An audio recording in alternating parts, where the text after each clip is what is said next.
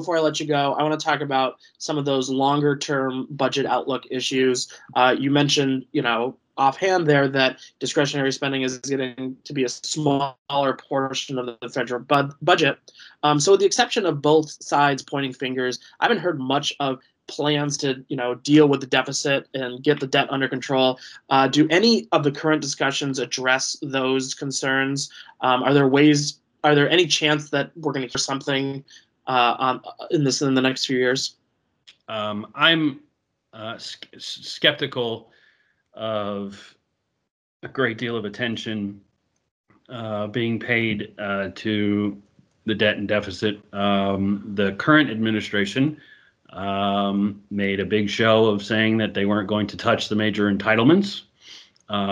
We've seen polling that increasingly shows, turns out Americans basically want to pay low taxes and be the beneficiaries of high spending.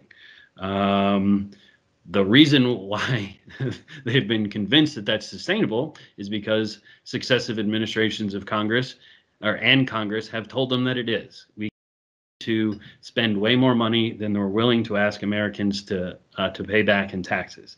And so long as you tell the American people that this can go on, it's a pretty good deal for the taxpayer, unless and until you have to look forward at the bill coming due. And the debt challenge used to always be characterized as a long-term problem. Well, if something is always a long-term problem, it eventually arrives in the medium term and then the near term. And the COVID pandemic has only accelerated that trend. We have layered on trillions and trillions in new debt against an economy that is suffering. And so we've seen tax revenues fall, and we've seen automatic stabilizer payments go up. And so we've basically taken a budget outlook that was unsustainable with $12 trillion in 10-year baseline projected deficits. And just last year, we've added over $3 trillion to that, set against an economy a global economy that is struggling. So what used to be a long-term problem is now a much nearer term problem, and all of the incentives and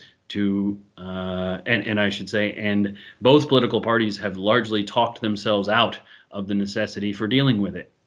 They've all told essentially their constituencies and each other indirectly that no, you do not have to eat your vegetables. You can just keep eating ice cream and it'll be fine. That's the scenario in which we found ourselves. Neither party particularly wants to deal with this because it's all bad choices. The solutions for the debt are bad. We have to tax you more than you're used to, and we'll have to provide less services than you want. That's a lousy deal. No one wants to, and if you're a politician, you certainly don't want to run on that message. So, I think I would expect to see more of the same over the next several years. Like I said, there's talk between Republicans and Democrats about each one agreeing to the other's tax cut and not paying for it. That's how what bipartisanship often looks like these days is, okay, we'll agree to your spending increase, you agree to our tax cut. It needs to work in the opposite direction, but I'm skeptical that it will.